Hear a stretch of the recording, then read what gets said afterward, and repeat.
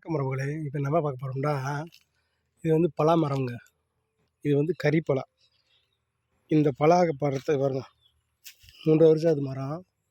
3 வருஷத்துல பாருங்க எப்படி பலா காய பாருங்க.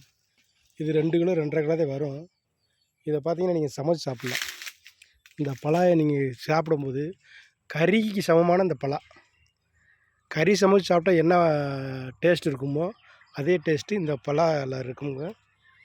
பாருங்கள் உறவுகளே, இந்த மாதிரி பலா மரத்தை வாங்கி நீங்களும் வளர்த்து பயன்பெறுங்க உறவுகளே. இதுக்கு பேர் கறிப்பலா.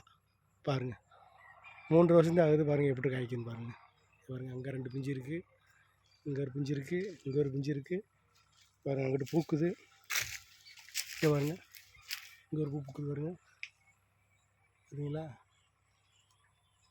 நல்லா பலன் தருது இந்த கறிப்பலா.